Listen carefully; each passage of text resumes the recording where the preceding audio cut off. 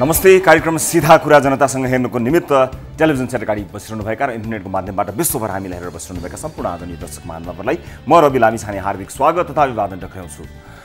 मुलुकले आफ्नो गुमेको भूभाग सहितको नक्सालाई आधिकारिक रूपमा पाएको छ। नेपालको संविधानलाई संशोधन गरी अनुसूची 3 मा रहेको निशान छापमा अब हाम्रो गुमेको भूभाग समेटिएको छ। प्रतिनिधि सभामा उपस्थित सबै सदस्यले एकमत भएर यस संशोधनको पक्षमा मतदान गर्नुभएको छ। तर खेल चाहिँ बल्ल सुरु भएको छ। हाम्रो संविधानमा हामीले संशोधन गरेका कारण भारतले हाम्रो भूमि फिर्ता गर्छ भन्ने चाहिँ नसोचिहालौँ। हाम्रा कैयौँ कूटनीतिक प्रयासलाई बेवास्ता गर्ने, वार्ता गर्नका लागि हामीले गरेका पहललाई टेर पुच्छर नलगाउने, दुई देशका प्रबुद्ध समूहले तयार पारेको इपिजी प्रतिवेदन नबुझ्ने भारत हामीलाई मात्र होइन आफ्ना हरेक छिमेकीलाई पेलेरै लाने नियत राख्दछ। नेपालको सरकारले मात्र होइन, सञ्चार माध्यमदेखि आम सर्वसाधारणको सामाजिक सञ्जालको टाइमलाइनमा समेत ती भूमि हाम्रा हुन् भन्ने प्रमाण छ्याप्ती छन्। भारतको एउटा मिडियाले एउटा गतिलो तथ्य प्रमाण देखाउन सक्यो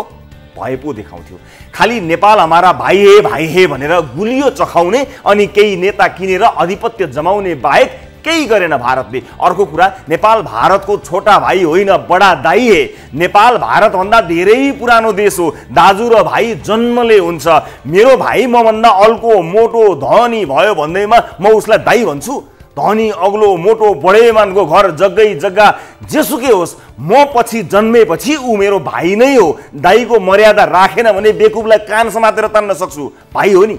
तैपनि सिम्बोलिक रूपमा सम्पन्नताका हिसाबले, ठुलो भूगोल, बिग इकोनोमी, धेरै जनसङ्ख्या, बलियो अर्थतन्त्रका हिसाबले बडे भाइ नै भन्दा पनि हुन्थ्यो, दाइ नै मान्न सकिन्थ्यो। तर यो त भाइ मारा दाइको ताल भएन र? भाइको जग्गा ठाउँमा मिच्ने, भाइलाई गाह्रो पर्दा नाकाबन्दी लगाउने, भाइको घर भाड्न मान्छे खटाउने, भाइको घरको आन्तरिक मामलामा बोल्ने, चल्ने खेल्ने, भाइले ए दाइ मलाई ज्यादै थिचोमिचो भयो कुरा गरौँ न भन्दा मुन्टो बटार्ने, सन्धि सम्झौता पुनरावलोकन गरौँ न भन्दा दाइ पुनरावलोकन गरेर गरौँ भनेर दाइका मान्छे र भाइका मान्छे मिलेर तयार पारेको प्रतिवेदन हेर्नसम्म पनि समय नदिने कस्तो दाइ? एक त पछि जन्मेर पनि दाइ भन्ने, अर्को जबरजस्ती दाइ बनेर भाइलाई हेपिरहने, पेलिरहने, सताइरहने, किचकिच गरिरहने। त्यस्तो दाइले ला भाइ तेरो जग्गा फिर्ता लैजा भन्छ भनिदियो भने चाहिँ नेपाल भारत सम्बन्धले साँच्चै उचाइ लिन्छ। केही नेता बिके पनि जनता कहिल्यै बिक्दैनन्। भारतले पद र पैसाको लोभ देखाएर केही नेतालाई आफ्नो मुठीमा राख्ला। जुन प्रयास वर्षौंसम्म गर्दा पनि आम नेपाली जनताले भारतलाई सम्मानजनक रूपमा हेर्न सकिरहेका छैनन्। तर तथ्यका आधारमा भारतले नेपाली भूभाग फिर्ता गर्ने आँट गर्यो भने नेपाली जनताले घर घरबाट भारतको गुणगान गाउन पनि सक्छन्। भारतले त्यसो गर्ला नगर्ला त्यो उसको कुरा हो। तर हामीले के गर्ने भन्ने योजना चाहिँ हामीले नै बनाउने हो। नेताहरूको धेरै भर नपरौँ। आफ्नो स्वार्थपूर्तिका लागि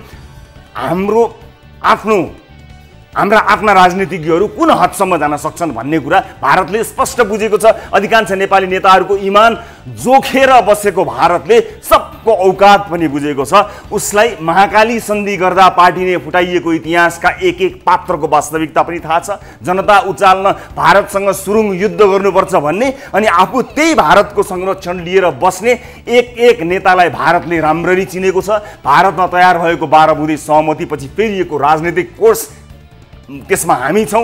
थप के भन्नु पर्यो र? भन्नुको मतलब हामीले राजनीतिदेखि भान्सासम्म भारतलाई भित्र्यायौँ। भूकम्पका बेला भारतले नाकाबन्दी लगायो, त्यसबाट के सिक्यौँ? नथिङ। फेरि नाकाबन्दी लगायो भने हामीले गर्ने विरोध नै हो। नाकाबन्दी लागेको 4 वर्षमा हामी कतिवटा कुरामा आत्मनिर्भर भयौँ। यो देशले आफूलाई चाहिने भन्दा बढी विद्युत उत्पादन गर्न थालिसक्न आँट्यो। तैपनि भारतबाट ग्यास आयात भएको छ। किन? 2 खर्ब जति भन्दा पनि बढी पैसा पेट्रोल डिजल मगाउँदा खर्च हुन्छ। विद्युतीय गाडीमा व्यापक छुट दिएर भएका पेट्रोल डिजल गाडीलाई पनि बिस्तारै विस्थापित गर्ने योजना बनाउनुको साटो हामी विद्युतीय गाडीमा 80% कर थप लगाइरहेका छौँ। भोलि नाकाबन्दी लाग्यो भने पेट्रोल पम्पमा 10औं किलोमिटर लामो लाइन लाग्ने। नेपाली किसानका तरकारी बारीमा नै कुहिएका छन्। तर यो लकडाउनमा भारतबाट मात्रै करोडौंको तरकारी आयो। सुरुङ युद्ध गर्नै पर्दैन। हामी आत्मनिर्भर बनाउँ न, कौसीमा तरकारी लगाउँ, इलेक्ट्रिक चुलो प्रयोग गरी खाना पकाउँ, उत्पादनहरू सुरु गरौँ। विदेशबाट आउने लाखौँ युवाहरूले कैयौँ सिप सिकेका छन्, त्यसको प्रयोग गरी कृषि औजार बनाऊँ, निर्माण क्षेत्रमा लगाऊँ, कमसेकम सुरुवात त गरौँ।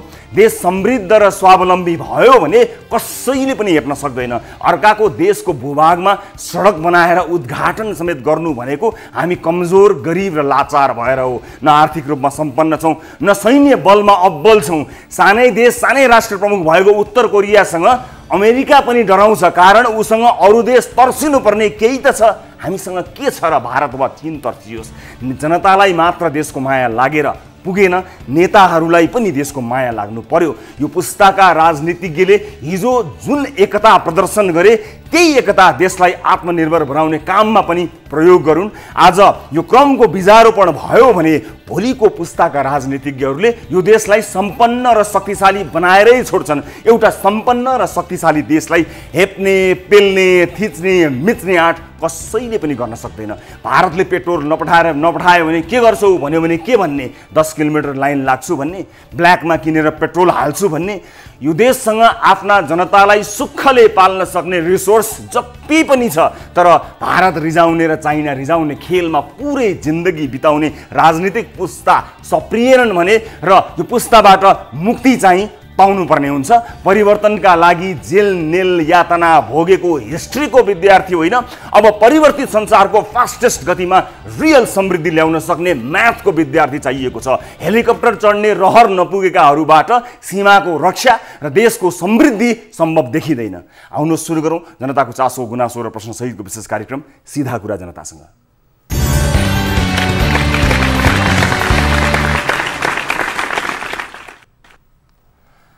ब्रेकपछि स्वागत छ सम्पूर्ण आदरणीय दर्शक महानुभावहरूलाई कार्यक्रम सीधा कुरा जनतासँगमा। दर्शक महानुभावहरू, अर्को एउटा विशेष एपिसोडका साथमा उपस्थित छौँ न्युज 24 टेलिभिजनको स्टुडियोबाट लाइभ विभिन्न विषयमा कुराकानी गर्न गइरहेका छौँ। आजको कार्यक्रममा आज एउटा एकदमै संवेदनशील विषय कार्यक्रममा प्रस्तुत हुन गइरहेको छ। क्वारेन्टिनमा मानिसहरूको व्यवस्थापनका विषयमा धेरै प्रश्नहरू आएका थिए। खानपिनको व्यवस्था नभएको, पानीको व्यवस्था नभएको, सुत्ने बस्ने राम्रो व्यवस्था नभएको लगायतका धेरै समस्याहरू थिए। तिनलाई मानिसहरूले जसोतसो पालना गरेका थिए, जसोतसो त्यसबाट गुजारा चलाइरहेका थिए। तर आज यस्तो विषय आएको छ कि क्वारेन्टाइनमा एक महिलामाथि सामूहिक बलात्कार भएको छ। यो हदसम्मको निकृष्ट कार्य जसलाई जति घृणा गरे पनि कम हुन्छ। आज यसबारेमा कुराकानी गर्न गइरहेका छौँ। आज पीडित महिला जसले यसबारेमा जानकारी गराएकी छिन् र यतिखेरसम्म हामीलाई जानकारी पाए अनुसार किटानी जाहेरी समेत परिसकेको छ। आज उनैले प्रत्यक्ष रूपमा कुराकानी गरी यसबारेको जानकारी पनि हामीलाई दिनेछिन्। क्वारेन्टाइनमा उनीमाथि कसरी यस्तो अभद्र व्यवहार हुन गयो, उनीमाथि सामूहिक बलात्कारको कसरी हुन गयो, त्यो आरोप उनले लगाएकी छिन् र त्यसको वास्तविकता नैबाट जान्ने कोसिस आजको कार्यक्रममा गर्नेछौँ। यद्यपि 3 जनालाई प्रहरी नियन्त्रणमा लिएको छ। आजको कार्यक्रममा यसबारे कुराकानी गर्नेछौँ। आजकै कार्यक्रममा हामी लकडाउनको मोरालिटीका बारेमा पनि कुराकानी गर्न गइरहेका छौँ। यसको प्रभाव के कस्तो हुन्छ, कसरी अगाडि बढ्न सकिन्छ, आम सर्वसाधारणले कसरी सुरक्षित तरिकाले आफ्नो जीवनयापन गर्ने र यसलाई लिएर हामी आम सर्वसाधारण कसरी सचेत हुने भन्ने विषयमा एक विशेषज्ञ डाक्टरसँग कुराकानी गरी तपाईँलाई जानकारी प्रदान गर्नेछौँ, तपाईँलाई सचेत गराउनको निमित्त मद्दत गर्नेछौँ। त्यो सँगसँगै हिजो प्रतिनिधि सभामा उपस्थित सबैको मतबाट नेपालको निशान छाप जुन अनुसूची 3 मा रहेको निशान छाप संविधान संशोधन गरी त्यसलाई परिवर्तन गर्ने विषयमा सहमति जुटेको छ। राष्ट्रिय सहमति सबैले मत जाहेर गरेका छन्। त्यस विषयलाई लिएर कुराकानी गर्छौँ र यो नयाँ नक्सा सार्वजनिक गरेपछि नेपालको संविधान संशोधनको यात्रा जहाँ चाहिँ भारतले सबभन्दा पहिला आफ्नो नयाँ नक्सा जारी गर्यो र त्यहाँदेखि यहाँसम्म हिजो संशोधनसम्मको यात्राको बारेमा आजको कार्यक्रममा हामी कुराकानी गर्नेछौँ र त्यो सँगसँगै अन्य विविध विषयहरू छन्। खाद्यान्न गुणस्तरका लागि आएको मोबाइल भ्यान 5 वर्षदेखि चालकको अभावमा यसै सडेर बसेको विषयदेखि लिएर अन्य क्रसरका विषयहरू समेत छन्। के भ्याइन्छ थाहा छैन, तर विविध रिपोर्टहरू आजको कार्यक्रममा छन्। सबभन्दा पहिला कार्यक्रमको सुरुवात ताली र गालीबाट गर्न गइरहेको छु। यस अघिको कार्यक्रममा हामीले राखेको विषय थियो सांसद सरिता गिरीको अभिव्यक्तिबारे तपाईँ के भन्नुहुन्छ? लोकतन्त्रको अभ्यास हो, ठिकै छ भन्दै जम्मा 3.43% अर्थात् 1014 जनाले भने तालीमा भोट गर्नुभएको छ भने राष्ट्रिय अखण्डतामाथि ठाडो हस्तक्षेप हो भन्दै 96.57 अर्थात् 28,553 जनाले भोट गर्नुभएको छ गालीमा र यो सर्वाधिक भोट गालीमा आएको सर्वाधिक भोट हो। आम जनताले के सोचिरहेका छन् यस विषयमा भन्ने कुराको स्पष्ट सङ्केत यो भोटिङ पोलले यसको रिजल्टले पक्कै पनि दिएको छ। अब आजको विषय र आजको लागि हाम्रो प्रश्न यस प्रकार रहेको छ। लिपुले एक लिम्पियाधुरा कालापानी सहितको नक्सा जारी गरेकोमा सरकारलाई धन्यवाद। के अब ती भूमिहरू पनि फिर्ता होलान्? किन नहुनु? अब के नै अप्ठ्यारो छ र भन्नेले तालीमा र सक्दैन, भारतले त मिचाहा नीति छाड्दैन भन्नेले गालीमा भोट गर्न सक्नुहुनेछ। आफ्नो अमूल्य मत दिनका लागि हाम्रो पात्रोको मोबाइल एप्लिकेसन खोल्नुहोला। होम पेजमा रहेको ताली गाली शीर्षकमा गएर आफ्नो अमूल्य मत जाहेर गर्न सक्नुहुनेछ र भोटिङ सुरु हुन्छ। अब आजको विषयवस्तुतर्फ लिएर जान चाहन्छु। नेपालमा लकडाउन सुरु भएको आज 82औं दिन। कोरोना संक्रमितको संख्या 5,760 पुगेको छ भने ज्यान गुमाउनेको संख्या 19 पुगेको छ। स्वास्थ्य मन्त्रालयका अनुसार 1,43,000 भन्दा धेरै मानिस क्वारेन्टिनमा छन्। 4,667 जना 67 जना माफ गर्नुहोला 4,667 जना आइसोलेसनमा छन्। अहिलेसम्म 1,33,377 जनाको PCR प्रविधिबाट कोरोना परीक्षण भएको छ। नेपालमा कोरोना संक्रमणपछि मृत्यु भएका अधिकांशको परीक्षण रिपोर्ट निधन भएपछि मात्रै आएको छ। PCR परीक्षणको गति निकै सुस्त भएको गुनासो बढेपछि सरकारले निजी ल्याबलाई पनि सरकारी खर्चमा नै कोरोना परीक्षण गर्न दिने जनाएको छ। साथै असार 1 गतेबाट लकडाउनको मोडालिटी पनि परिवर्तन गरिएको छ। आउनुहोस् कोरोना अपडेटसँगै लकडाउन फेरिएका मोडालिटी र त्यसको फेरिएको मोरल र त्यसमा के खुल्छन् के बन्द हुन्छन् भन्ने विषयमा तयार पारिएको यो रिपोर्ट हेर्नुहोस्। नेपालमा दोस्रो कोरोना संक्रमित देखिएसँगै सुरु भएको लकडाउन 82औं दिन पुग्दा संक्रमितको संख्या 5,760 पुगेको छ, जसमध्ये 974 जनाले कोरोनालाई जितेर घर फर्किएका छन् भने 19 जनाको कोरोना संक्रमणपछि मृत्यु भएको छ। लकडाउनको दिन लम्बिँदै जाँदा संक्रमितको संख्या झन तीव्र बढिरहेको छ। सँगै जनजीवन कष्टकर बन्दै गएपछि सरकारले असार 1 गतेबाट 21 दिनसम्मका लागि लकडाउनको मोडालिटी परिवर्तन गरेको छ।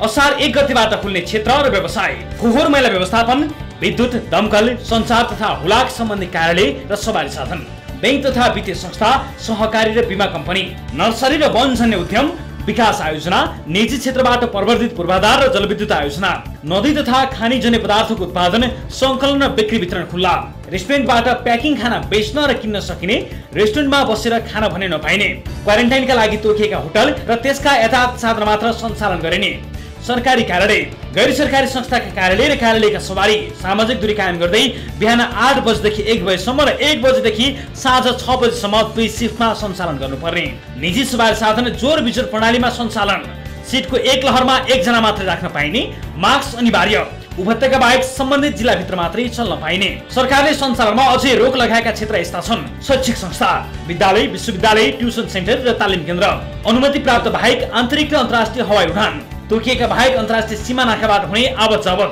सबै प्रकारका तालिम, गोष्ठी र सभा सेमिनार, सबै प्रकारका प्रदर्शन, भेला र सम्मेलन, cinema hall, party palace, dance bar लगायतका मनोरञ्जन स्थल, सार्वजनिक पुस्तकालय, सङ्ग्रहालय, चिडियाखाना, सैलुन र beauty parlour, swimming pool, gymkhana लगायत खेल क्लब, सपिङ महल, समूहमा खेल्ने खेलकुद र खेल मैदानमा हुने प्रस्तुति, सबै धार्मिक तथा सार्वजनिक स्थलहरू, पर्यटक सवारी साधन समेत गरी सार्वजनिक यातायात। सरकारको यो निर्णय असार 21 गतेसम्म लागू हुनेछ। त्यसपछिको लागि सरकारले गर्ने अर्को निर्णय खुल्नुपर्नेछ। यस्तै क्वारेन्टाइनमा रहेका 1,43,641 मध्ये अधिकांशको PCR प्रविधिबाट गरिने कोरोना परीक्षणको रिपोर्ट समयमै नआएको, मृत्यु भएका 19 जना मध्ये 16 जनाको मृत्युपछि मात्रै कोरोना परीक्षण रिपोर्ट आएको, आरटीटी परीक्षणले बारम्बार झुक्काएपछि सरकारले 9वटा निजी प्रयोगशालाले समेत सरकारकै खर्चमा कोरोना परीक्षण गर्न लगाउनु भएको छ। अब PCR परीक्षणको रिपोर्ट समयमै आउने आशा गरिएको छ।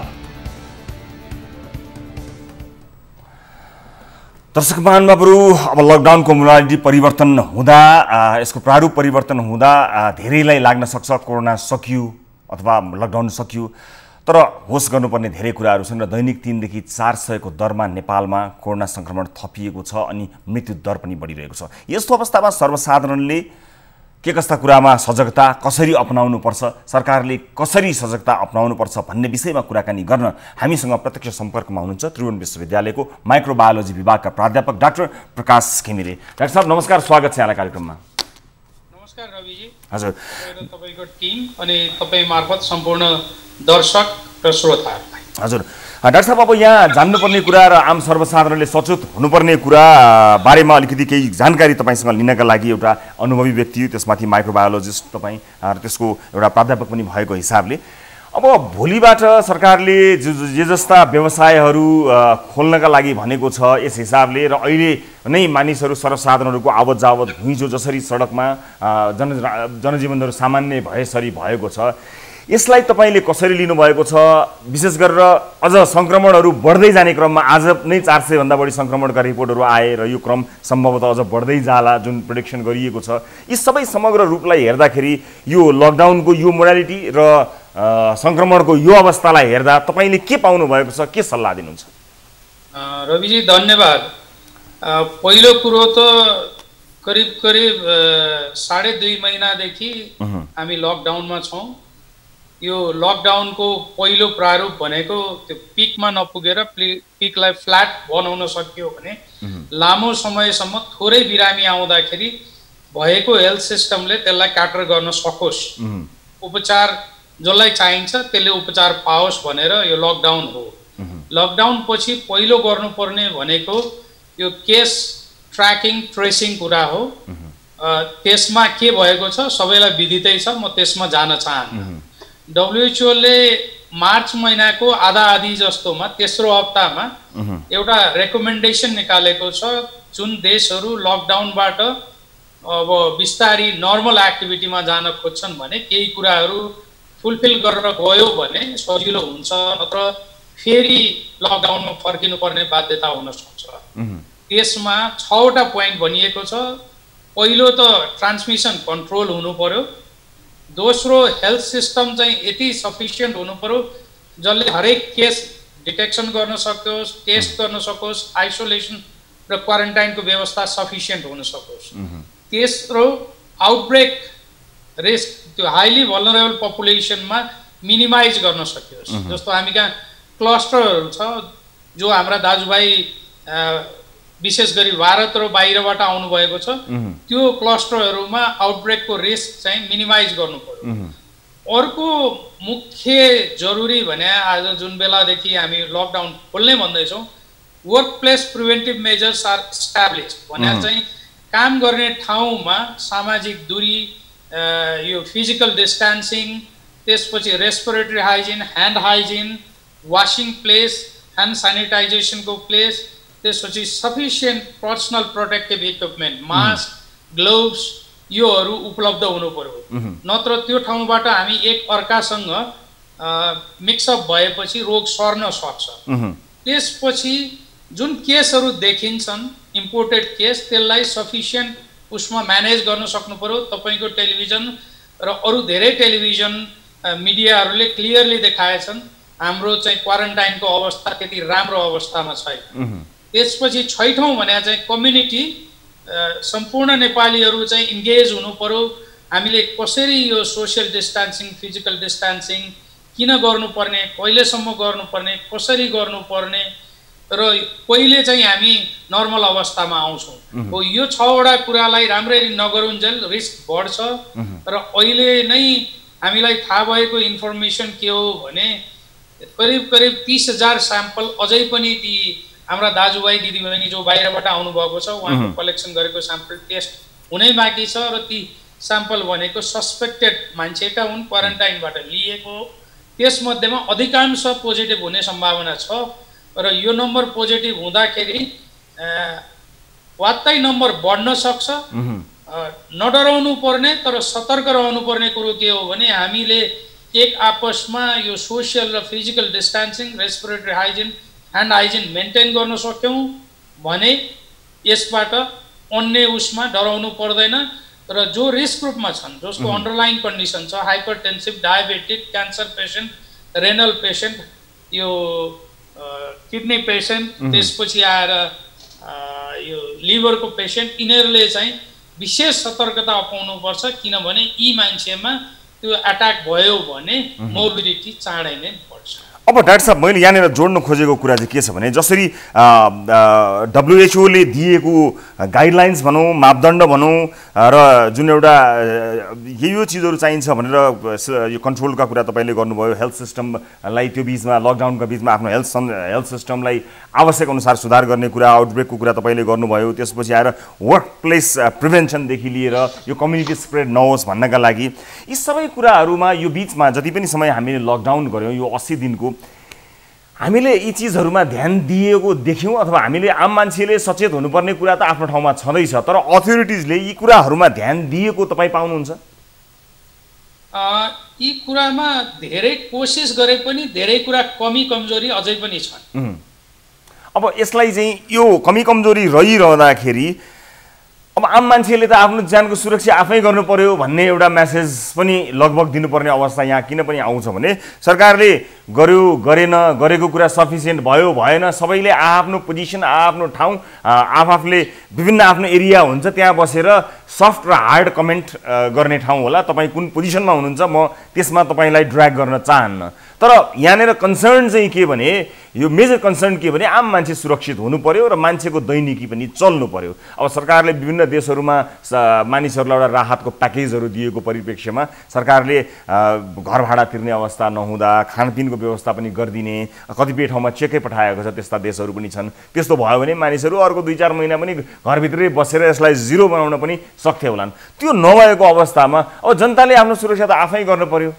त्यो अवस्थालाई हेर्दा आम जनताले सबैभन्दा महत्त्वपूर्ण कुराहरू ध्यान दिनुपर्ने कुराहरूलाई तपाईँ 1, 2, 3 गरेर बताइदिने कोसिस गर्नुहोस् डाक्टर साहब ताकि हेर्ने दर्शकहरूलाई सजिलो होस् धन्यवाद रविजी कुनै पनि रोग इन्क्लुडिङ कोरोना भाइरस कुनै पनि रोग लाग्न पहिला रोग लगाउने एजेन्ट यसमा हामी भाइरस कोरोना भाइरस एजेन्ट त्यसपछि होस्ट भने यसमा मान्छे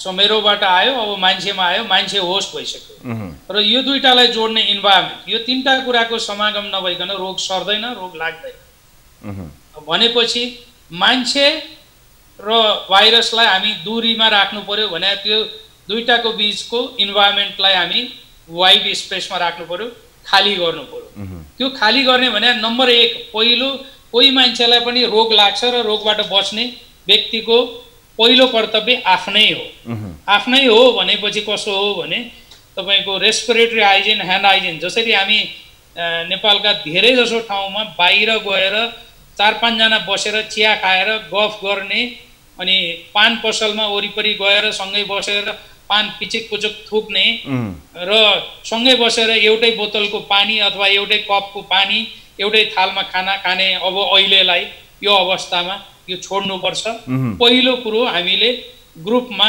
हिँड्दाखेरि पनि कम्तीमा 1 मिटरको दूरी बनाएर मात्रै हिँड्नु पर्यो र बाहिर घरभित्र बस्दा मास्क लगाउनु जरुरी छैन घर बाहिर जाँदा कुनै किसिमको मास्क लगाए पनि हुन्छ सर्जिकल मास्क लगाउनु जरुरी छैन सर्जिकल मास्क लगाउने भने खाली जसले इन्फेक्सियस मेटेरियल भएको पेशेन्ट ह्यान्डल गर्छ उसले मात्रै लगाउने हो त्यसकारण यो सबै कुरा चाहिँ व्यक्तिगत तवरमा गर्नु पर्यो सरकारी तवरमा के गर्नु पर्यो भने सरकारी तवरमा कुन गाउँमा कुन टोलमा कुन गल्लीमा कति केस कति ज्वरो आएका मान्छे छन् कति विदेशबाट आएका मान्छे छन् कसलाई के भइराखेको छ कहाँ अस्पताल पुग्यो पुगेन हो यो कुरो सरकारले हेर्दिनु जरुरी छ यो चाहिँ स्थानीय पालिकाले हेर्नु जरुरी छ केन्द्रीय स्तरले चाहिँ त्यो अस्पतालहरू सञ्चालनको लागि चाहिने पर्सनल प्रोटेक्टिभ इक्विपमेन्ट छ कि छैन त्यहाँ सफिसियन्ट मात्रामा ट्रेन्ड ह्युमन रिसोर्सेस छन् कि छैनन् त्यो छैनन् भने तिनीहरूलाई ट्रेनिङ गर्ने त्यो लजिस्टिक उपलब्ध गराउने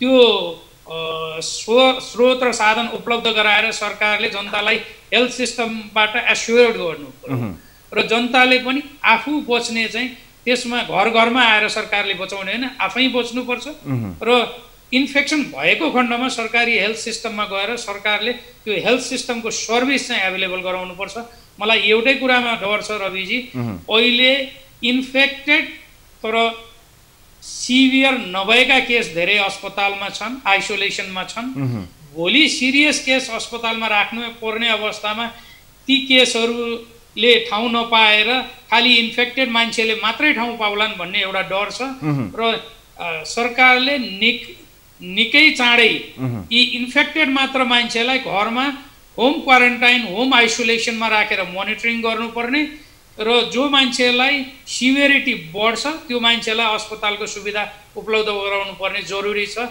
अब चाँडै नै त्यो दिन किन देखिँदैछ भन्दाखेरि हामीसँग अहिले जुन कम्युनिटीमा हामी इन्फेक्सन देखिराखेका छौँ त्यो कम्युनिटी भने इम्पोर्टेड कम्युनिटी हो, तिनीहरू चाहिँ माइग्रेन्ट वर्कर हुन् र अब कम्युनिटीमा ट्रान्समिसन भयो भने यो अन्डरलाइन कन्डिसन भएका मान्छेमा मोर्टालिटी र मोर्बिडिटी निकै बढी हुन्छ। त्यो अवस्थामा अस्पतालको सुविधा उनीहरूलाई बढी चाहिन्छ।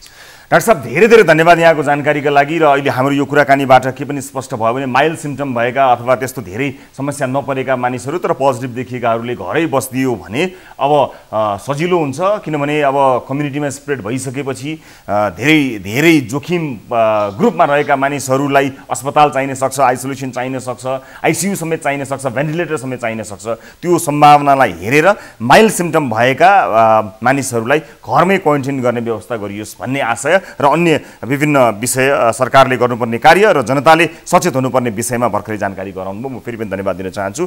प्रोफेसर डाक्टर प्रकाश घिमिरे अहिले हामीसँग जोडिनु भएको थियो। दर्शक महानुभावहरू, तपाईँलाई विभिन्न जानकारीहरू क्रमशः प्रदान गर्ने क्रमलाई निरन्तरता प्रदान गरेका छौँ। हरेक श्रृङ्खलामा विभिन्न विषयका जानकार व्यक्तिहरूबाट आवश्यक जानकारी तपाईँलाई प्रदान गर्दै तपाईँलाई सचेत गराउने र सरकारलाई समेत विभिन्न विषयहरूमा प्रश्न गरी यहाँहरूलाई जानकारी समेत गराउने क्रमको निरन्तरता कायमै छ। र अब म आजको अर्को विषयतर्फ यहाँहरूको ध्यान लिएर जान चाहन्छु। दर्शक महानुभावहरू, क्वारेन्टाइन स्थल कोरोना सङ्क्रमण रोक्न भन्दा पनि बढी सङ्क्रमण फैलाउने अखडा भए भन्दै विज्ञहरूले पटक पटक भन्दै आइरहेका छन्।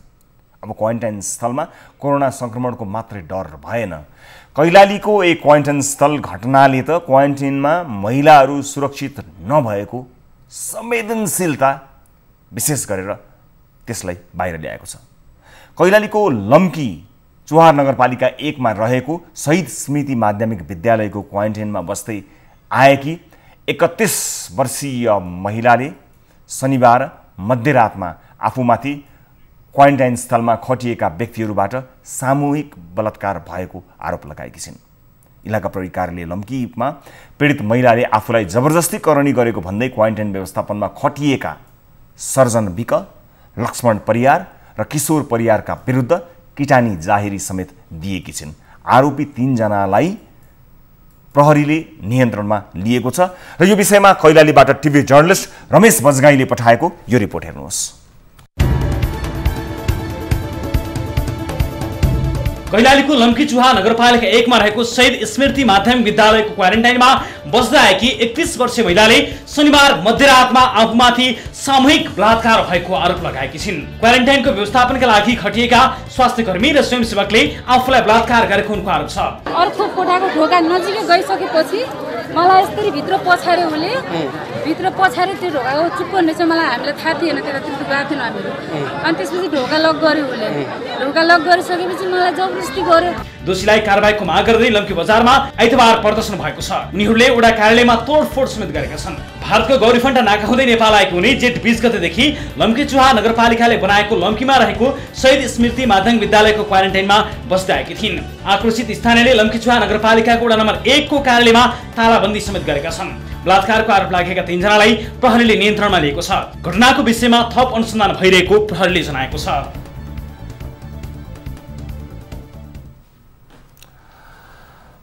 दर्शक महानुभावहरू, यो अत्यन्त संवेदनशील विषय र अत्यन्त घृणित विषय पनि भन्न चाहन्छु म। हामीले यस विषयमा सुरक्षा निकाय तथा क्वारेन्टाइन व्यवस्थापन पक्षसँग कुराकानी गर्ने प्रयास गरिरहेका छौँ। तर त्योभन्दा पहिला हामीले आफूलाई सामूहिक बलात्कार भएको बताउनु भएकी पीडित महिलासँग कुराकानी गर्ने प्रयास गरेका छौँ। उहाँ अहिले हाम्रो टेलिफोन सम्पर्कमा आउनुभएको छ। म उहाँलाई स्वागत गर्न चाहन्छु। नमस्ते, स्वागत छ तपाईँलाई कार्यक्रममा। सुनिरहनु भएको छ मलाई? हजुर नमस्ते। हजुर, एकदमै दुःखद घटना तपाईँमाथि भएको छ। हामी तपाईँको परिचय लुकाएर कुराकानी गरिरहेका छौँ। त्यो दिन के भएको थियो, कस्तो भएको थियो, एकपटक स्पष्ट बताइदिनुहोस् न। त्यो जुन दिन राति शनिबार रातिको घटना भन्नुभएको थियो 12 बजे, के भएको थियो एकपटक घटना बताइदिनुहोस् न कृपया। त्यो दिन म सुतिरहेको थिएँ, मलाई सन्चो थिएन। हजुर, टाउको दुखिरहेको थियो, म सुतिहालेको थिएँ। त्यसपछि मतलब सुतेको थिएन, मतलब पल्टिरहेको थिएँ त्यत्तिकै नै।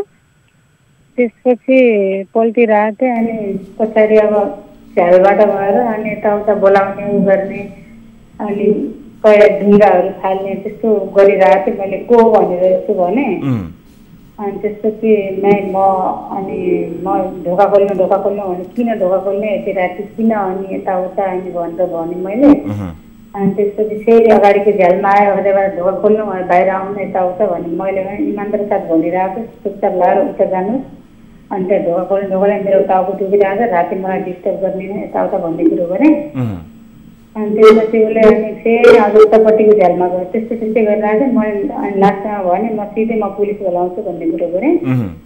अनि त्यसपछि पुलिस बोलाउँछु भन्ने बित्तिकै अनि उसले पुलिस रे भनेर भन्ने कुरो गरेँ। म पुलिस बोलाउँछु के गर्छस् भनेर मैले त भन्ने शब्द गरेँ। त्यसपछि अनि त्यस्तै 1-1.5 घन्टा त्यस्तै बितिहाल्यो। उसले त्यस्तै गर्न लाग्यो यताको झ्याल त्यस्तै मतलब जिस्काइराख्न लाग्यो। म पल्टिरहेको थिएँ मलाई टाउको दुखेर गाह्रो भएको थियो। अनि त्यसपछि त्यस्तै भएको थियो। अनि फेरि मलाई अनि लास्टमा अनि धेरै भइगयो अनि मलाई टेन्सन भइगयो। अनि अब यताउता मान्छेहरू सुतिरहेको छन् अनि त्यसरी अब कुरा झ्यालमा लागिरहेको छ अनि मान्छे गलामा आइने मान्छे हो मान्छेले के सोच्ने रहेछन् गलत सोच्ने भयो। त्यसरी उभिएको भएको देखेर म डर लाग्यो। फेरि भित्र बहुत डरले काँपिरहेको छु। मैले भने सिधै जा त गइजा होइन भने म हल्ला गरिदिन्छु चोर आयो भनेर अनि तँलाई थाहा हुन्छ अनि त्यसपछि तँ के हालत हुन्छ भन्ने कुरो गरेँ। त्यसपछि उता गयो फेरि आइहाल्यो। त्यसपछि मलाई ढोका खोलेर अनि तैँले के खोजेछस् अनि किन आउँछस् घरिघरि यहाँ भनेर म सिधै त्यसको मतलब त्यहीको पछि गएँ। त्यो अघि गयो त्यसको पछि म गएँ ठ्याक्कै अनि ढोकाको साइडतिर यस्तो मलाई पछारेर भित्र अनि भित्रबाट चिक्कन लगायो। त्यसपछि उसले अब त्यस्तो जबरजस्ती गर्यो। एउटाले फेरि साइडमा मलाई थाहा थिएन एउटै चिज देखेको थिएँ पहिला। त्यसपछि अर्कोले भिडियो जस्तै के गराइरहेको थियो। त्यसपछि फेरि अर्को मान्छे पनि थियो अर्को मान्छे पनि आयो पहिला एउटै थियो त्यो। त्यसपछि भिडियो गर्ने झ्यालबाट पछि देखेँ मैले। त्यसपछि फेरि अझ अर्को आएर फेरि के हो हल्ला यताउता भने के हो हेर्नु दाइ भनेको उसले जुन दुर्व्यवहार गरेको थियो त्यो चाहिँ कसैले भिडियो पनि खिचिरहेको थियो। त्यसले भिडियो खिचिरहेको अनि त्यो आयो। त्यसपछि मैले त्यसलाई भने के हो हेर्ने यताउता भन्ने कुरो गरेँ। हजुर अनि त्यसपछि दाइ हेर्नु त मलाई यस्तो गरिरहेको छ यसले अनि प्लिज दाइ मलाई बचाउनु मेरो बेइज्जत गर्दैछ यसले मैले अनि म जसरी हुन्छ अनि हजुर मलाई मेरो दाइ जस्तै हो अनि भनेर उसको टाउकोमा हात राखेर मैले दाइ प्लिज दाइ मलाई मेरो बेइज्जत हुन्छ म आइने मान्छे हो अनि मेरो बच्चा छ उ छ गाह्रो छ अनि सबै कुराहरू म फेरि घरै गएको छुइनँ बाटोमै छु बिरामी छु टेन्सन छ अनि प्लिज दाइ मलाई बचाउनु भन्छ। मैले दाइ म तपाईँको बहिनी दिदी जस्तै भनेर उसको हातमा टाउकोमा हात राखेँ। त्यो भिडियो खिच्ने मान्छेको जो भिडियो खिचिरहेको छ उसलाई नै अर्को जो डाक्टर भन्थे त्यो गएको थियो फेरि अर्को तेस्रो मान्छे हजुर। अनि त्यसपछि त्यो त बाहिरै छ अनि त्यसपछि त्यो गएर अनि त्यसपछि उसलाई चाहिँ पहिलो मान्छे उसलाई बाहिर जा भन्दा भने यस्तै गरेर हजुर अनि बाहिर जा भनिसकेपछि फेरि अनि त्यसपछि आफूले पनि अब त्यस्तै व्यवहार गर्यो उसले। अनि त्यसपछि जो भिडियो खिच्न होला उसले भने सिधै पैसा निकाल नत्र तेरो भिडियो भाइरल गरिदिन्छु भन्ने कुरो गर्यो। अनि तबसम्म पनि म दाइ प्लिज दाइ मेरो बेइज्जत नगर्नु अनि यताउता भने मतलब रोएँ तिमीहरूसँग दाइ प्लिज मेरो बेइज्जत हुन्छ म बाहुनको छोरी हो अनि एक्लै छु गाह्रो छ सबै कुराहरू आइमै हो अनि आइमाईको त बेइज्जत हुन्छ थोरै भने मेरो यसमा केही गल्ती छैन अनि म यसलाई रिसाउन उ गरेको मलाई जबरजस्ती गरेर मलाई यति गरिरहेछ अनि यता तपाईँ पनि फेरि त्यस्तै कुरा गर्नुहुन्छ अनि दाइ अनि म मेरो आफ्नो दाइ जस्तै भनेर कुरा गरिरहेको छु भन्ने कुरो गरेँ। उसले त्यसपछि उसले पनि अब त्यस्तै व्यवहार गर्यो। त्यसपछि म अनि उ गरेर बाहिर आएँ। बाहिर आउँदाखेरि फेरि अनि पैसा दिन्छु भने दियो होइन भने तेरो भिडियो भाइरल गरिदिन्छु भनेरले फेरि उसले त्यो दुर्व्यवहार पछि अझ त्यो भिडियोबाट पैसा पनि माग्यो। भिडियो गर्ने हलाले पैसा माग्यो। अनि भिडियो गर्ने हलाले पैसा मागिसकेपछि अनि मैले अनि त्यसपछि म त्यहाँबाट अनि भोलि देखाउँछु तँलाई भोलि मेरो भाइलाई भन्छु तँलाई देखाउँछु भनेर त्यति भने म आइहालेँ। अनि फटाफट आइहालेँ अनि ढोका बन्द गरेँ के सुत्थेँ। अब त्यसै टेन्सन भयो डरले काँपिरहेको छु अनि त्यस्तै भयो मेरो साँझदेखि टाउको पनि दुखिरहेको थियो मलाई बिस्तारै टाउको पनि धेरै दुख्दै गयो अनि गाह्रो भयो। अनि त्यसपछि अनि फेरि वापस आयो पहिला म हात जोडेर दाइ प्लिज मलाई बचाउनु भन्थे मेरो बेइज्जत नगरिदिनु अनि यताउता भन्थे। अलिकति झन् तिमीहरू बलियो भएको थियो फेरि मैले म घर भनिदिन्छु रोग तेरो त भोलि थाहा हुन्छ भन्ने बित्तिकै फेरि पछि झ्यालबाट अनि प्लिज अनि नभन्नु यताउता भन्ने कुरो गर्यो। अब भन्छु कि भन्दैन अनि भोलि थाहा हुन्छ त्यो त समयले बताउँछु भन्छ भने फेरि अझ अर्को आयो अनि अर्को आएर प्लिज बहिनी तिमी बाहिर आऊ अनि म कसम खाएर भन्छु अनि म नाइ भिडियो सिडियो पनि डिलिट गरिदिन्छु त्यस्तो केही गर्दैन अनि तिम्रो पनि बेइज्जत हुन्छ हाम्रो पनि बेइज्जत हुन्छ गल्ती हुनु भइहाल्यो अनि त्यस्तो हामी केही पनि गर्दैनौँ यताउता भन्ने कुरो गर्यो अनि त्यसपछि त्यति भनिसकेपछि अनि फेरि अनि गर्छु कि गर्दैन अहिले त तँलाई बहिनी भन्छ मैले छाडा बोली गरेँ त भनेर कुरा गरेँ अनि अघि थाहा पाइनथिस् मैले त्यत्रो तँलाई बिन्ती गरेँ ऊ गरेर मेरो बेइज्जत गरिस् रोक अहिले म के गर मलाई मरि त मरिहालेँ बाँच्यो भने भोलि तँलाई थाहा हुन्छ हेर्दै राखिस् भनेर भने त्यसपछि फेरि त्यो भयो फेरि अझ अर्को अनि फेरि उतापट्टिको झ्यालबाट अनि ढोका खोल भन्थ्यो अनि मैले अनि नराम्रो शब्द गाली गरेँ अझ कति अझ नराम्रो शब्द गाली गरेँ त्यसपछि फेरि पानी पर्यो अनि ढोकामा अब पुरै हाने ढोकामा लात्ताले अनि त्यसपछि म फटाफट उठेर ढोकाको चुकन केही थिएन ऊ लगाएर सुतेको थिएँ त्यो के हो त्यो बेन्च लगाएर त्यसपछि फेरि रस्सीले अनि झ्यालमा त्यो रस्सी बाँधेँ अनि त्यो ढोका त्यो रस्सी के अरे त्यो बेन्च अलि उता सराएर त्यो ढोका बन्द गरेर त्यस्तै पल्टे रातभर त्यस्तै गरेर फेरि अझ झ्यालमा आउने अनि भनेपछि अनि यताउता भनेर मतलब अनि त्यहाँ पुलिसहरू त्यो बेलामा त्यहाँ वरिपरि त्यो जहाँ जुन ठाउँमा तपाईँ हुनुहुन्थ्यो कोही थिएन यताउता त्यस्तो कोही पनि थिएन एउटा रुममा दाइहरू हुनुहुन्थ्यो अनि मलाई के भयो भनेपछि अब हल्ला अब घडी झ्यालमा आउने यताउता गरिरहेको थियो मलाई डर लाग्यो अनि अचानक अनि म त आइबी मान्छे हो अनि अब कसैले देख्यो भने उसलाई त मलाई सोच्दैन नि त मलाई सोध्छ अनि त्यसपछि मैले डरले गर्दा बेइज्जत हुन्छ मेरो अनि यिनीहरू किन गर्छन् मलाई यस्तो भनेर मैले डरले गर्दा मैले केही भनेन अनि आवाज मतलब त्यो आवाजले मतलब बोलेन भित्रबाट गाली गर्दै थिएँ गर्न त अनि त्यस्तो गरेँ मतलब अरूलाई भनेन मैले अनि सिधै न म बिहान नास्ता पनि खाएन भनेपछि कतिजना मानिसले दुर्व्यवहार गरे 3 जनाले हजुर एउटाले त्यो अब धम्की दिया त्यो पैसा दे भनेर त्यो भइगयो अनि दुईटा तिनी भइगयो 3टा यो पैसा माग्ने मान्छे चाहिँ त्यही मान्छे हो जसले भिडियो पनि खिचेको थियो हजुर अनि त्यसपछि फेरि मैले भाइलाई अनि फोन गरेँ भाइ अनि मलाई सन्चो छैन एउटा ट्याब्लेट पनि ल्याएर आएछ टाउको दुखिरहेछ अनि मम्मीलाई पनि बोलाएँ भनेर भने अनि त्यसपछि किन मम्मीलाई अनि यताउता भन्ने कुरो पनि नाइ भाइ त्यत्तिकै हो भने त्यसपछि भाइ मम्मी आइसकेपछि अनि अब कुरा पुरा गरेको के भयो यताउता भने न यस्तो भयो भने त्यसपछि तपाईँ भारतबाट आउनुभएको हो नि होइन हजुर म इन्डियादेखि बेङ्गलोरदेखि आएको बेङ्गलोरदेखि कति दिनदेखि बसिरहनु भएको थियो क्वारेन्टाइनमा तपाईँ क्वारेन्टाइनमा हिजो 12 दिन भयो आज 13 दिन भएको थियो अनि तपाईँको नमुना लिएको थियो तपाईँको कोरोना टेस्ट गरिएको छ कि छैन गरिएन हजुर टेस्ट आज गरियो आज मतलब नर्मलै देखियो ए हजुर अब 3 जना विरुद्ध तपाईले जाहेरी पनि दिनुभएको छ प्रहरीले 3 जनालाई पक्राउ पनि गरेको छ तपाईले त्यो त थाहा पाइ पनि सक्नुभयो होला आफूमाथि भएको यति ठुलो दुर्व्यवहार यसरी फेरि पटक भन्नु अथवा त्यसलाई व्याख्या गरिरहन तपाईको लागि थप पीडा होला थाहा छ तर पनि यी जसले अपराध गरेका छन् ती मानिसहरू नौमकी हुन् र घटनाको छानबिन पनि होस् भन्नका लागि हामीले तपाईलाई सम्पर्क गर्यौं म एकदमै दुःख व्यक्त गर्छु र तपाईको न्यायको लागि हामी आफ्नो तर्फबाट तपाईलाई साथ दिँदै तपाईको लागि आवाज उठाउन प्रतिबद्ध छौं त्यसैका लागि तपाईलाई जोडेका हौं म तपाईसँग बिदा माग्छु अहिले र दर्शक महानुभावहरु हामीले भर्खरै यो अत्यन्तै संवेदनशील विषयमा कुराकानी गर्यौं उहाँको परिचय हामीले गोप्य राख्यौं विषयको यो संवेदनशीलताले गर्दाखेरि र 3 जना व्यक्तिहरूले कसरी यौन दुर्व्यवहार गरे भन्ने कुरा उहाँले सविस्तार बयान गर्नुभएको छ तीनै जना व्यक्तिलाई प्रहरीले पक्राउ गरिसकेको छ किटानी जाहेरी दिएसँगै र यसको थप जानकारी आउने कार्यक्रमहरु हामी पक्कै पनि गर्नेछौं र अहिले बेला भएको छ ब्रेकपछि अन्य विषय लिएर प्रस्तुत हुन्छौं न्यूज 24 टेलिभिजनमा तपाईं हेरिरहनु भएको छ कार्यक्रम सीधा कुरा जनतासँग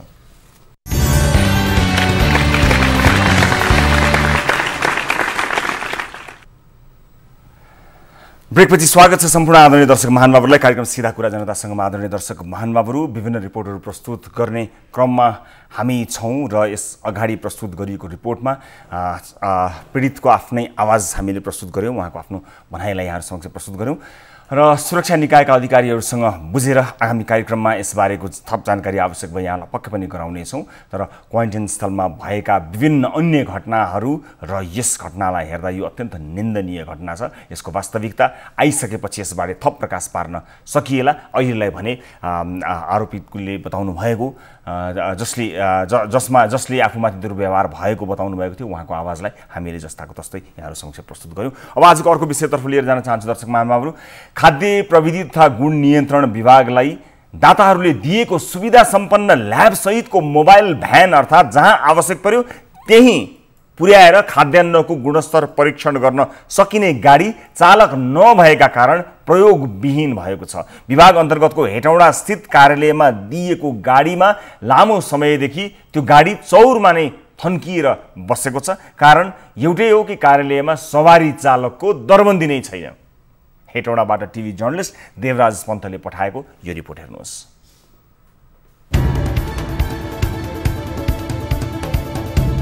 यो खाद्यान्नको गुणस्तरमा आशंका लागेमा अनुगमन स्थलमै नमुना परीक्षण गर्नका लागि विकास गरिएको करिब 1 करोड मूल्य बराबरको ल्याब सेटको मोबाइल भ्यान हो।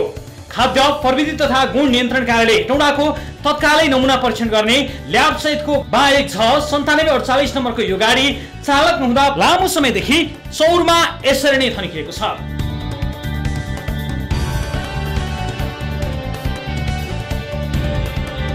दात्री निकायको सहयोगमा खाद्य प्रविधि तथा गुण नियन्त्रण विभाग काठमाडौँले हेटौँडा स्थित कार्यालयलाई गाडी उपलब्ध गराए पनि चालक दरबन्दी सिर्जना नगर्दा ल्याबको प्रयोगमै नआई गाडीको पार्ट पुर्जा कामै नलाग्ने गरी बिग्रिसकेका छन्। अनुगमन जाँदा कार्यालयका प्राविधिकहरू बजारबाट खाद्यको नमुना झोलामा बोकेर ल्याउँदै परीक्षण गर्दै आएका छन्। कार्यालय प्रमुख समकान्त रिजालका अनुसार विभागले ल्याब सेटको मोबाइल भ्यान उपलब्ध गराएको तर आफ्नो कार्यालयमा चालकको दरबन्दी नै नरहेकाले थन्किएर बसेको बताउँछन्।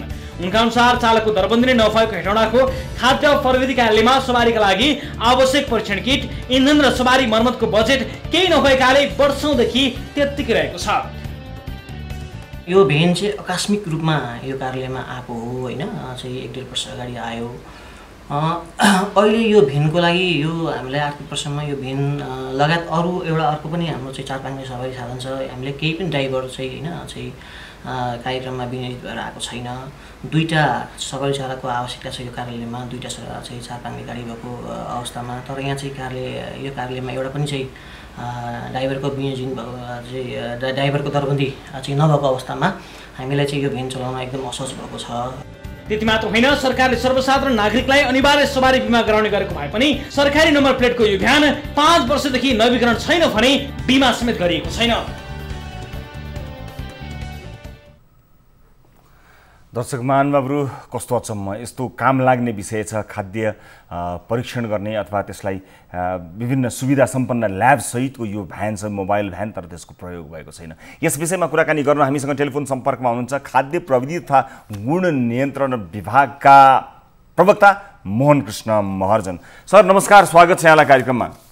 नमस्ते सर। नमस्ते सर। यो बडो गजबको हामीले रिपोर्ट प्रस्तुत गऱ्यौँ। सुविधा सम्पन्न खाद्य ल्याब सहितको मोबाइल भ्यान 5 वर्षदेखि अलपत्र भएर बसेको छ। कारण चालकको दरबन्दी छैन अरे। हेर्नुहोस् त, त्यति काम लाग्ने खाद्य नियन्त्रण गर्ने अथवा गुण नियन्त्रण गर्ने यस्तो मोबाइल भ्यान, तर चालकको दरबन्दी नहुँदाखेरि यो त यत्तिकै खिया लागेर बिग्रेर चौरमा थन्केर बसेको छ। यो दुःखलाग्दो विषय होइन र सर?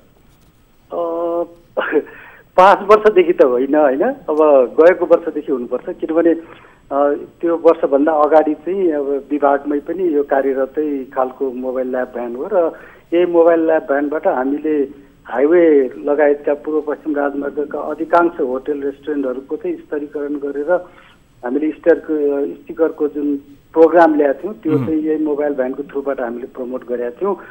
यो 1 वर्ष अगाडि हामीले उता चाहिँ हेटौँडा हाम्रो क्षेत्रीय लेभलको कार्यालय भनौँ न आएको चाहिँ कति भयो सर? यो हामीले डोनेसनमा लिएको चाहिँ यो हाम्रो आएको चाहिँ लगभग 2011 देखि भनेपछि झन्डै 9 वर्ष भयो र हामीले विभागमै यसलाई अपरेसनमा चलाइरहेको थियौँ विभागबाटै। हजुर। अनि गएको वर्ष चाहिँ हामीले क्षेत्रीय कार्यालयमा पठाएको, किनभने हाम्रो अर्को प्रोक्युरमेन्टको मोबाइल भ्यानको प्रोक्युरमेन्टको कार्यक्रम भएपछि यसलाई क्षेत्रीय लेभलमा पठाउने भनेर पठाएको थियौँ।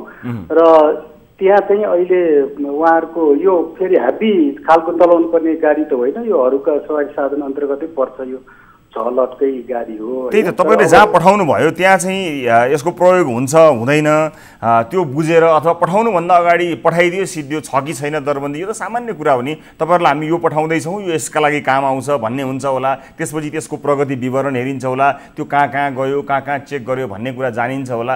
एउटा कार्यालय बिचमा अथवा विभाग मन्त्रालय विभाग अन्तर्गतका कार्यालयहरू बिचमा सामान्य समन्वय पनि नहुँदो रहेछ भन्ने देखाएन सर एक वर्षसम्मको खोइ रिपोर्ट? होइन, पक्कै पनि, किनभने अब विभाग सबभन्दा ठुलो, त्यसपछि त हाम्रो क्षेत्रीय लेभलकै कार्यालय हुन्छ विभाग अन्तर्गत, अनि अब विभाग पछि त क्षेत्रीय कार्यालयमै जाने हो। त्यस अन्तर्गत अब यो 6-5वटा क्षेत्रीय कार्यालय थियो त्यो बेलामा, र त्यहाँ कर्मचारीहरू हाम्रो प्रस्तावित कर्मचारी 15 जना हो। अहिले अब हाम्रो भनौँ अनफर्चुनेटली लोकसेवा खोल्न सकिएन, र यसपालि अब खुलेको पनि अब लकडाउनले गर्दा हाम्रो झन्डै 100 कर्मचारी बराबरको चाहिँ लोकसेवाबाट रिक्रुट गर्न बाँकी नै छ। किनभने यसपालि हाम्रो एक्सपान्सनमा गएको वर्ष जहाँ चाहिँ हाम्रो 6वटा चाहिँ हाम्रो प्रदेश स्थित कार्यालयहरू भयो विभाग अन्तर्गत, अनि 24वटा डिभिजन कार्यालय भएपछि म्यान पावर चाहिँ उही नै भयो। खालि अफिस चाहिँ एक्सपान्सन भएपछि त्यहाँ चाहिँ अलिकति कर्मचारीहरू खटाउनु पर्छ, त्यहाँ अलिकति लिमिटेड भयो। नभए पनि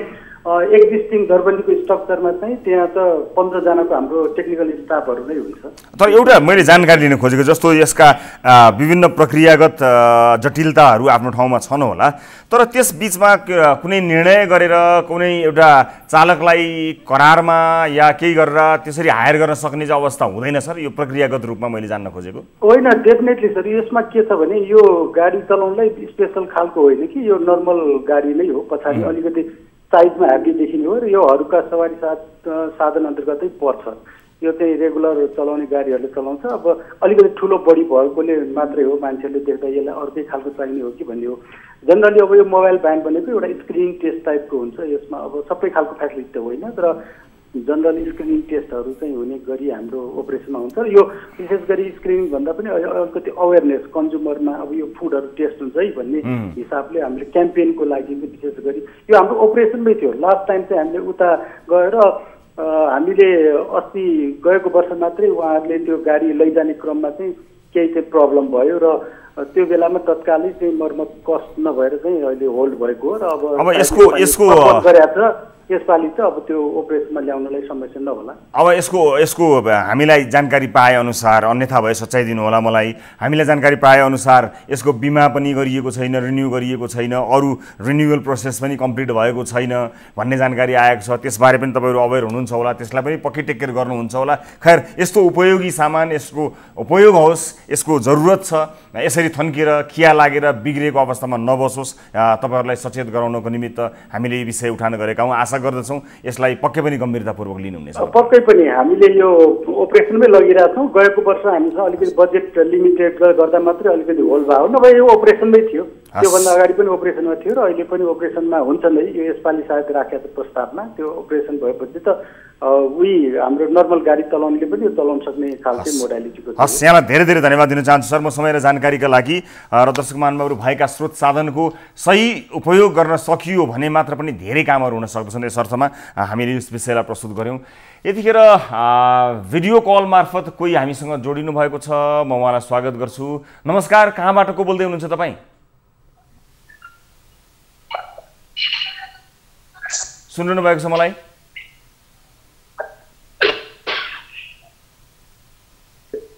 भिडियो कलमा आउनुहुने साथीलाई म स्वागत गर्छु। तपाईँलाई म देखिरहेको छु, मलाई सुनिरहनु भएको छ?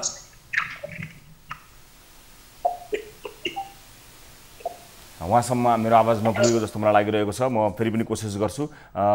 त्यसभन्दा अगाडि उहाँसँग कुराकानी हुन सकेको छैन। उहाँमा केही प्राविधिक कुरा आए जस्तो लाग्दछ।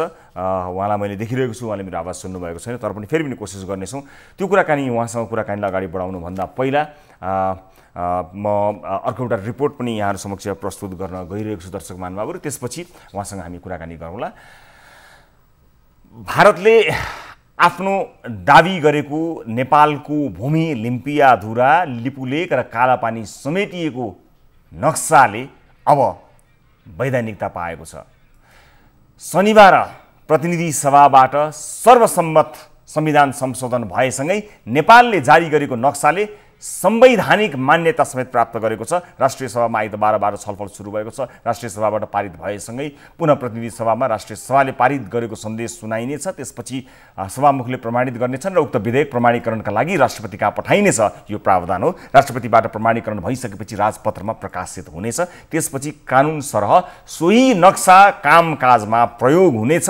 यहाँसम्म आइपुग्न पछिल्लो 1 वर्ष भारत र नेपालमा भएका घटनाक्रमहरू समेटेर तयार पारिएको यो विशेष रिपोर्ट हेर्नुहोस्।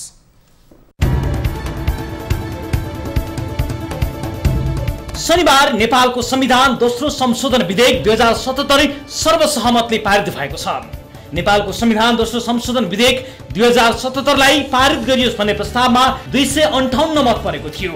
नेपालको संविधान दोस्रो संशोधन विधेयक 2077 लाई पारित गरियोस् भन्ने प्रस्तावको पक्षमा 258 मत परेको र उक्त सङ्ख्या प्रतिनिधि सभाको तत्काल कायम रहेको सम्पूर्ण सदस्य सङ्ख्या 275 को 2/3 भन्दा बढी मत भएकोले नेपालको संविधान दोस्रो संशोधन विधेयक 2077 लाई पारित गरियोस् भन्ने प्रस्ताव 2/3 बहुमत भन्दा बढी मतबाट पारित भएको घोषणा गर्दछु।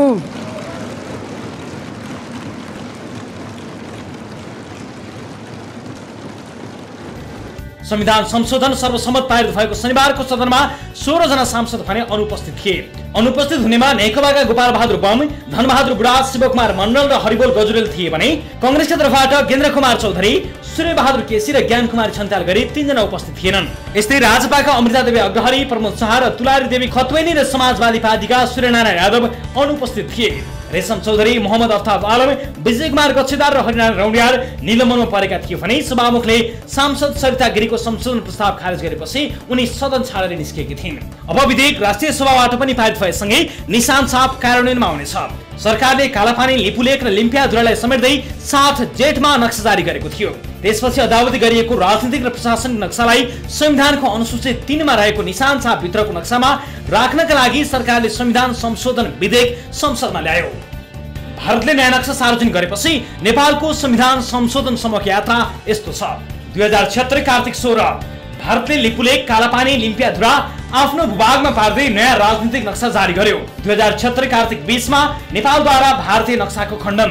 2076 कार्तिक 22 मा 8औं संस्करणमा उल्लेख गरिएको लिम्पियाधुरा मुहान भएको काली नदी गायब पार्दै भारतद्वारा अर्को नक्सा सार्वजनिक। 2076 कार्तिक 23 मा प्रधानमन्त्री केपी शर्मा ओलीद्वारा सर्वदलीय बैठक गरी लिम्पियाधुरा मुहान भएकै काली नदी नै सीमा भएको निष्कर्ष। 2076 कार्तिक 25 मा लिम्पियाधुरा सहितको नयाँ नक्सा सार्वजनिक गर्न राज्य व्यवस्था तथा सुशासन समितिको सरकारलाई निर्देशन। कार्तिक 29 मा परराष्ट्र मन्त्रालयका सहसचिवको नेतृत्वमा अन्तर्राष्ट्रिय सीमाना निरीक्षण समिति गठन। मङ्सिर 4 मा परराष्ट्र मन्त्रालयद्वारा सीमा विवादको समाधानका लागि वार्ता गर्न भारतलाई पत्राचार। मङ्सिर 27 मा तत्काल नयाँ नक्सा सार्वजनिक गर्न सरकारलाई अन्तर्राष्ट्रिय सम्बन्ध समितिको निर्देशन। पौष 3 मा नेपालको प्रस्तावलाई दुत्कारदै तत्काल वार्ता हुन नसक्ने भन्दै भारतीय दूतावासद्वारा जानकारी। केही दिनपछि वार्ताका लागि अर्को मिति प्रस्ताव गर्दै परराष्ट्र मन्त्रालयको भारतलाई पत्राचार। 2076 फागुनमा आपसी समझदारीमा मिति तय गरिने भारतको जवाब, तर वार्ताका लागि हुने हालचाल। 2077 वैशाख 26 नेपालको भूमि अतिक्रमण गर्दै कैलाश मानसरोवर जाने सडक उद्घाटन। वैशाख 27 नेपाल सरकारद्वारा आपत्ति जनाउँदै विज्ञप्ति जारी। जेठ 2 नीति तथा कार्यक्रम मार्फत अतिक्रमित भूमि सहितको नयाँ नक्सा प्रकाशन गर्ने घोषणा। जेठ 5 सुगौली सन्धि लगायतका तथ्य प्रमाणको आधारमा नयाँ नक्सा सार्वजनिक गर्ने सरकारको निर्णय। जेठ 7 मन्त्रिपरिषदले स्वीकृत गरेको नयाँ नक्सा भूमि व्यवस्था मन्त्री पद्मा अर्यालद्वारा सार्वजनिक। जेठ 8 नेपालले जारी गरेको नक्सा अस्वीकार्य भएको भारतको प्रतिक्रिया। जेठ 9 नयाँ नक्सा सहितको निशान छाप परिवर्तन गर्न संघीय संसदमा संशोधन विधेयक दर्ता र जेठ 31 गते संविधान संशोधन विधेयक संसदबाट सर्वसहमत पारित। निशान छाप परिवर्तन गर्न नेपालको संविधान संशोधन पारित भएसँगै अब आधिकारिक रूपमा नेपालको नक्सामा भारतले अतिक्रमण गरेको नेपाली भूमि समावेश भएको छ।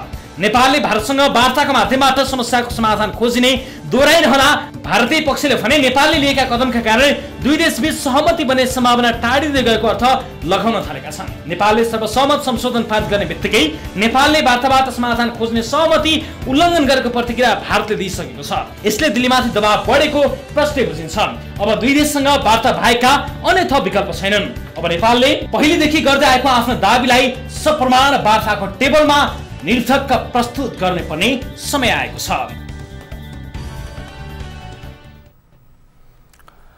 दर्शक महानुभावहरू, राष्ट्रपतिबाट प्रमाणित भएपछि नै तुरुन्तै हामीले औपचारिक रूपमा त्यो भूमिलाई, जुन हाम्रो गुमेकै भूमि थियो, केही समय अगाडिका नक्साहरूमा दस्तावेजहरूले प्रष्ट देखाएकै छन्, तर कुनै कारणवश हामीबाट हडपिएको, हामीले गुमाउनु परेको त्यो भूमि औपचारिक रूपमा हाम्रो हुन्छ। यो सँगै प्रश्न आएको छ, आफ्नो भूमिमा, आफ्नो सिमानामा त्यसको रक्षाका लागि हाम्रा सुरक्षा निकायका व्यक्तिहरू कति चाँडो पुग्नेछन्, यो अत्यन्त सबैको प्रतीक्षाको विषय पनि रहेको छ। कागजमा नक्सा प्राप्त भइसकेको छ, सर्वसम्मति जुटेको छ, सबै राजनीतिक दलहरू एक ठाउँमा उभिएका छन्। अब भूमि प्राप्त गर्ने प्रयासमा सरकारको अबको कदम कस्तो रहन्छ त्यो अत्यन्त महत्त्वपूर्ण छ। आफ्नो भूमिमा विदेशी सेनाहरू आएर बसेको सरकारले पक्कै पनि सहने छैन। त्यसका लागि कुनै न कुनै ठोस कदम सरकारले चाल्नेछ भन्ने विश्वासका साथ आम सर्वसाधारण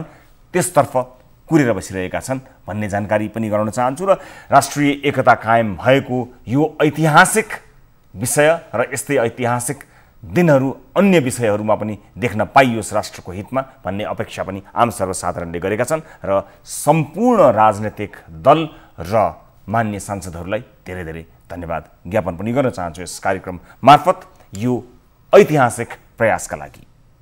आजका लागि कार्यक्रमको निर्धारित समय समाप्त भइसकेको छ। थप न्युजका लागि हाम्रो वेबसाइट www.news24nepal.com मा जानुहोला। साथै हामीलाई फेसबुक, ट्विटर र युट्युबमा पनि फलो गर्न सक्नुहुनेछ। हाम्रो पात्रोको मोबाइल एप्लिकेसनमा गई गाली वा ताली भन्ने शीर्षकमा आफूलाई मन परेको विषयमा भोट गरी मद्दत गर्न सक्नुहुनेछ। कार्यक्रम सिधा कुरा जनतासँगको आजको श्रृङ्खलाबाट सम्पूर्ण युनिटका साथमा दशौँलाई जोडेर नमस्ते रवि लामिछानेको।